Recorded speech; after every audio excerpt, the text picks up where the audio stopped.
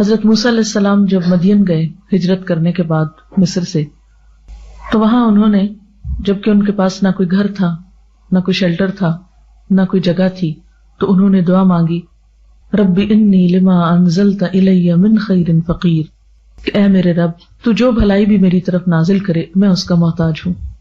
تو یہ دعا ہر وہ شخص پڑھ سکتا ہے جو رشتے کے لیے پریشان ہو، یا والدین بھی پڑھ سکتے ہیں اپنی اولاد کے لیے۔ اور پھر قرآن کہتے ہیں منہ سے زور سے کہکا مارنے سے وضو ٹوٹ جاتا ہے۔ یہاں صبح سے آپ وضو کر کے آتے ہیں اور آپ کو ہنسایا جاتا ہے اور بات بات پہ آپ کہکے لگاتے ہیں، تو اس سے وضو ٹوٹ تو نہیں جاتا؟ نہیں، نماز کی حالت میں اگر کہکا لگایا جائے تو نماز ٹوٹ جاتی ہے، وضو نہیں ٹوٹتا۔ کیا انڈر لیگز بال ویکس کر سکتے ہیں؟ آپ کی مرضی ہے، منع نہیں ہے۔ وضو کرتے وقت اگر بسم اللہ پڑھنا بھول جائیں تو کیا وضو دہرائے نہیں، ہو جاتا ہے وضو۔ مغرب کے بعد ناخن نہیں کاٹنے چاہیے، ایسی کوئی بات نہیں۔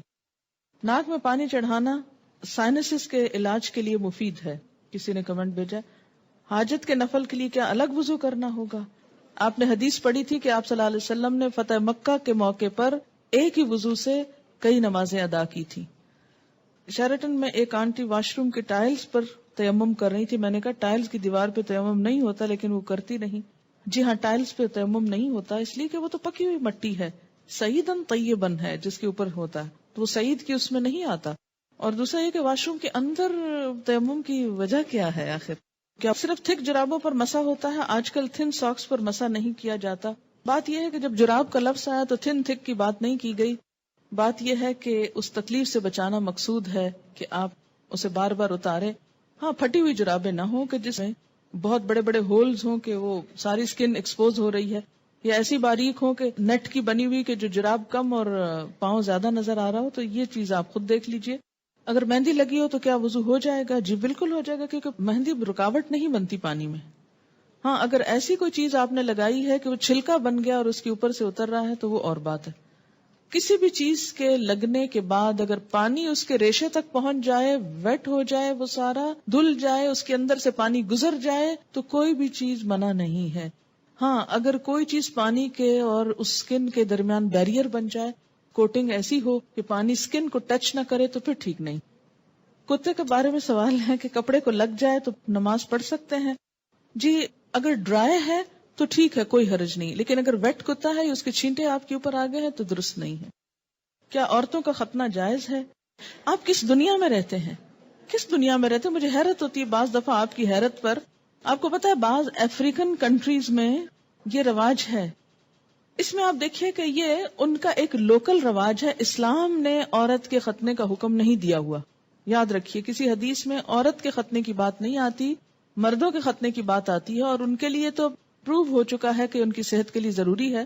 لیکن اگر کسی خاص علاقے میں یا کسی خاص کلٹ میں ایسی کوئی چیز ہے تو وہ ان کا لوکل کلچر ہے، it's nothing to do with Islam. اور اس پہ بہت پروپیگنڈا بھی ہو رہا ہے، آپ کو پتا ہے۔ میں نے خود کئی جگہ پر یہ پڑھا ہے کہ اسلام نے عورت پہ بڑے ظلم جو ڈھائے ہیں، ان میں سے ایک ظلم یہ بھی ہے کہ بعض علاقوں میں عورت کے ختنے ہوتے ہیں۔ یہ اسلام نے ظلم نہیں ڈھایا، یہ لوکل کلچر کی بات ہے۔ اور اگر کسی علاقے کا کلچر ایسا اور پھر انہوں نے اسلام قبول کر لیا اور کلچر بھی ساتھ ساتھ رکھا، اب مثلاً آپ کسی دن یہ پروپیگنڈا شروع کر دیں کہ جو کانچ کی چوڑیاں ہوتی ہیں اگر ٹوٹ جائیں تو عورت بیچاری کا وہ خون نکال دیتی ہیں اور یہ بڑا ظلم ہے، اس لیے ان کو بنانا بند کرنا چاہیے۔ تو اب یہ اسلام نے تھوڑی آپ کو کہا کہ آپ کانچ پہنے، آپ کا لوکل کلچر ہے، کسی اور ملک میں ایسا نہیں ہوتا، تو آپ کی مرضی، آپ پہنے نہ پہنے، پہنے تو احتیاط کریں، نہیں پہنے تو نہ پہنے۔ بہت ساری چیزیں ایسی ہیں کہ جس میں اسلام نے نہ کرنے کو کہا ہے اور نہ چھوڑنے کو کہا ہے۔ بہت سے لوگ کہتے ہیں کہ دیوار پر ہاتھ مار کر تیمم ہو جاتا ہے، اگر اس پر مٹی ہو کے قرآن پاک کی آیت کیا ہے؟ سعیدن طیبن۔ پلین میں پانی موجود ہے، واش روم بھی ہے، لیکن جا کر کرنا مشکل ہے، تو کیا تیمم کر کے نماز پڑھ سکتے ہیں؟ وہاں وضو کی جگہ کتنی ہوتی ہے یہ بھی بتائیے۔ دوسری بات یہ کہ جو لمبی فلائٹس ہوتی ہیں اس میں بعض حضرات وضو کر کر کے پانی اس طرح ختم کر دیتے ہیں کہ اس کے بعد میں جانے والوں کو بیچاروں کو ہاتھ دھونے کے لیے بھی کچھ نہیں ملتا۔ میں خود اس بات کی عینی شاہد ہوں۔ اس لیے جہاں پانی صرف وقتی استعمال کے لیے رکھا گیا ہو وہاں آپ اس سے زیادہ استعمال کر کے دوسروں کا حق نہ ماریں۔ ہاں، آپ پوچھ لیں جہاز والوں سے کہ اس میں 300 لوگوں کے وضو کا اہتمام ہے تو ٹھیک ہے، کر لیں۔ اگر غسل کرنے کے بعد استنجا کیا جائے تو کیا وضو قائم رہے گا؟ نہیں۔ اگر صابن لگاتے ہوئے یا ویسے دوبارہ انسان کا ہاتھ ایسی جگہ کو چھو جائے کہ جس کے چھونے سے وضو ٹوٹ جاتا ہے تو غسل کے بعد پھر دوبارہ وضو کرنا ہوگا. کیا وضو کے بغیر حدیث کے ٹیکسٹ کو چھوا جا سکتا ہے؟ چھوا جا سکتا ہے. غسل پاکی میں غراروں کا حکم ہے؟ نہیں، ایسا کوئی حکم نہیں ہے. یعنی کلی کرنا کافی ہے، گلے میں پانی ڈال کے غرارے کرنا ضروری نہیں. کسی نے مسئلہ پوچھا کہ انٹر کورس کے بعد پاک ہو جاتی ہے اور نماز بھی پڑھ لیتی ہے لیکن اس کا ڈسچارج ہوتا رہتا ہے، تو اس صورت میں کیا کریں؟ ایک دفعہ نہانے سے پہلے اپنی طرف سے پوری صفائی کر لی جائے. اگر اس کے بعد کوئی ایسی چیز ہو تو دوبارہ بس وضو ہی کافی ہے. کیا ریزر کا استعمال کر سکتے ہیں؟ جی کر سکتے ہیں. MATTE یہ کس قسم کی لپسٹک ہوتی ہے؟ صرف لپسٹک ہوتی ہے. کیا اس سے وضو ہو جاتا ہے یا پانی ہونٹوں تک نہ پہنچے گا؟ میں نے کبھی لگائی نہیں، اس لیے مجھے پتہ ہی نہیں کہ یہ ایک ایسی لپسٹک ہے. یاد رکھیں کہ چھوٹے چھوٹے سوال اس طرح کے پوچھنے کے بجائے شریعت کا ایک اصول یاد رکھیں. ہر وہ چیز جس سے پانی سکن تک پہنچنے میں رکاوٹ نہیں ہوتی اس سے وضو ہو جاتا ہے. کوئی بھی چیز جس کے لگنے سے پانی سکن کو نہیں چھوتا، خواہ وہ کچھ بھی ہو، وضو نہیں ہوگا. وضو کرنے کے بعد اگر ٹی وی دیکھیں تو کیا وضو ٹوٹ جاتا ہے؟ اس میں بھی کیا اصول کار فرمائے؟ یہ میں نے سوال، مجھے معلوم تھا کہ یہ کوئی ایسا نہیں، لیکن میں نے جان بوجھ کے پڑھا ہے. کیوں جان بوجھ کے پڑھا ہے؟ اس سے آپ کو سکھانا. کہتے ہیں نا کہ ضروری نہیں کہ ایک بہت اچھے سوال سے انسان سیکھے، بعض اوقات ایک ایسے مذاقہ خیز سوال سے بھی کچھ سیکھ سکتے ہیں آپ. کیوں؟ اس لیے کہ جب تک شریعت کے جو احکامات ہیں ہمارے لیے ان کی علت نہیں معلوم ہوگی، وجہ نہیں معلوم ہوگی، اس وقت تک ہم سمجھ نہیں پائیں گے. پہلی بات تو یہ کہ وضو ٹوٹنے کے اسباب یا علت کیا ہے؟ کیا وجہ ہے کہ شریعت نے دوبارہ وضو کرنے کے لیے کہا ہے؟ کہ جسم کے اندر سے ناپاک ڈسچارج جب نکلتا ہے. مثلا بہت سے لوگ مجھ سے پوچھتے ہیں بچوں کو دودھ پلانے سے وضو ٹوٹ جاتا ہے؟ نہیں ٹوٹتا. اس طرح تو ماں کو ایک عذاب میں ڈال دیا جائے کہ بچے بعض اوقات ایسے ہوتے بہت تنگ کرتے ہیں، ان کو ایک عادت ہو جاتی، جو بچے بڑے ہوتے ہیں ان کو عادت ہو جاتی کہ ہر تھوڑی دیر میں آ کے ماں کو تنگ کرتے ہیں کہ دودھ دو. بعض اوقات ماں کو مارنا شروع کر دیتے ہیں، پریشان کرتے ہیں. اب ماں صرف اس لیے مار کھاتی رہے کہ میرا وضو ہے. اور بعض اوقات یہ کہ 2 سنت پڑھی آپ نے اور فرض پڑھنے کے درمیان میں بچے نے شور مچانا شروع کر دیا. بجائے اس کے کہ آپ فرض پڑھیں، آپ پہلے کیا کریں، اسے دودھ پلا لیں. اور آپ اس لیے نہ پلائیں کہ وہ میرا وضو نہیں رہے گا، تو بچہ شور مچا مچا کے سب کو جگا ڈالے. اور پھر یہ کہ آپ نماز میں بھی کوئی توجہ نہ ہو کہ وہ چیختا ہے چلاتا رہے، میں پہلے نماز پوری کر لوں پھر دودھ پلاؤں گی. تو اسلام نے ایسے احکام نہیں دیے. اس میں کیا حکم ہے کہ آپ دودھ پلا سکتی. اسی طرح بعض اوقات زکام ہو جاتا ہے آپ کو، تو زکام سے وضو نہیں ٹوٹتا آپ کا، اگرچہ وہ ناک سے کوئی ناپاک ڈسچارج بھی نہیں، لیکن اس کو صاف بھی نہیں کہہ سکتے، طیب میں نہیں آتا، ہاں اس سے بھی وضو نہیں ٹوٹتا. اسی طرح آنسو ہے، آنسوؤں سے بھی وضو نہیں ٹوٹتا. کہ ایک شخص کو گھنٹہ رو لیا ہے اور اس کے بہت آنسو بہ لیے، تو اس سے بھی اگر زیادہ بہا سکتا تو بہا لے اپنا دل ٹھنڈا کرنے کو، وضو نہیں ٹوٹے گا. ٹھیک ہے. تو عربی میں ایک اصطلاح استعمال ہوتی ہے، اگر وہ یاد رہے آپ کو تو بہت آسانی ہو جائے گی، کہ سبیلین سے جو کچھ نکلتا ہے اس سے وضو ٹوٹتا ہے. سبیلین 2 راستوں کو کہتے ہیں، یعنی ناپاک ڈسچارج کے 2 راستے جو ہیں، سبیل کہتے ہیں نا راستے کو، تو سبیلین دونوں راستوں سے.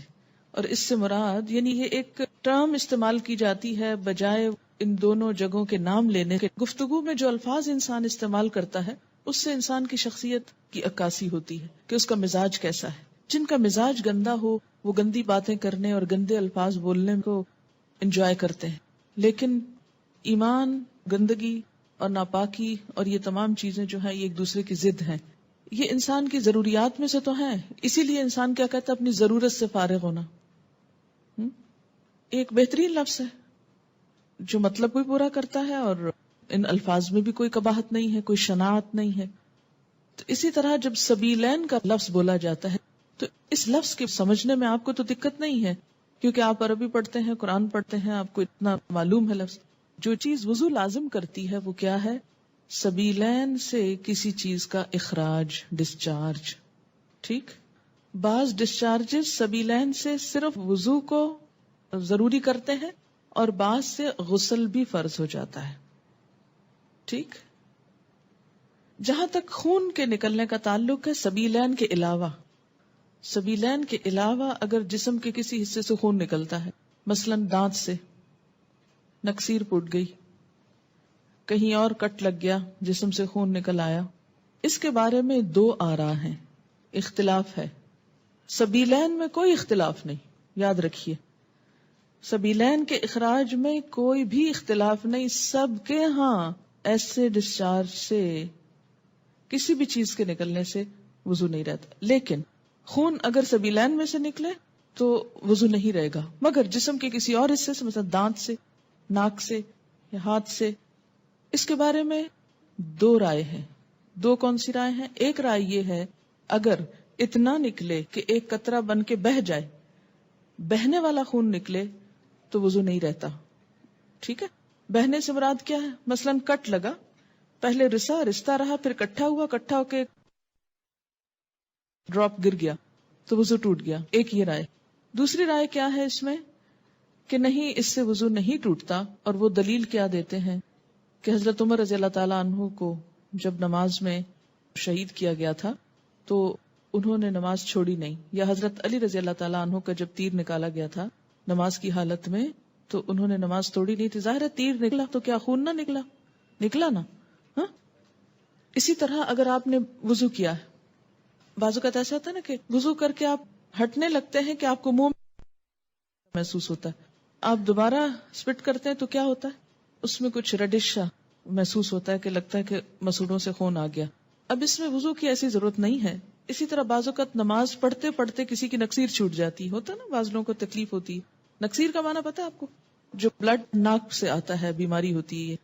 یا اسی طرح آپ بیٹھے کوئی کام کر رہے تھے، سوئی سے سوئی ایک دم لگ گئی جسم کے کسی حصے میں تو تھوڑا بہت خون رس گیا. یا بعض اوقات ایسا ہوتا ہے کہ کوئی پھوڑے وغیرہ نکل آتے ہیں، ہے نا. اچھا، ان پھوڑوں سے کچھ نہ کچھ تھوڑا تھوڑا رشتہ رہتا ہے، پس نکل آتی ہے کچھ یا کچھ. یا کسی کو کوئی اور چوٹ لگ چکی ہوتی ہے تو نماز پڑھتے میں کیا ہوتا ہے، اوپر کھڑے ہوئے نیچے بیٹھے زمین پہ، اس سے وہ پریشر آیا کسی جگہ پر تو خون اور نکل آیا. اس سے یہ نہیں کہ وضو بھی ٹوٹ گیا اور نماز بھی ٹوٹ گئی، نہیں، نماز کنٹینیو کریں. تو تھوڑا بہت اس طرح کا اگر بلیڈنگ وغیرہ ہوتی ہے تو اس کو اگنور کیا جا سکتا ہے. اسی طرح آپ وضو کر کے کھڑے ہیں، ناک سے زکام آ رہا ہے، کوئی فرق نہیں پڑتا. رو رہے ہیں آپ، رو رہے ہیں، کوئی بات نہیں. یا منہ سے رال ٹپک گئی، بعض لوگوں کو بیماری ہو سکتی ہے منہ سے رال ٹپکنے کی، سوتے میں تو ٹپکے کی تو وہ تو پھر ویسے ہی وضو نہیں رہے گا. لیکن بعض اوقات ایسا ہوتا ہے نا کہ بعض لوگ جیسے کمزور ذہن کے ہوتے ہیں یا مریض ہوتے ہیں، یا اسی طرح تھوک دیا آپ نے، تھوک ہے یا تھوک میں بلغم وغیرہ ہے تو اس سے وضو نہیں ٹوٹتا. سمجھ گئے یہ بات؟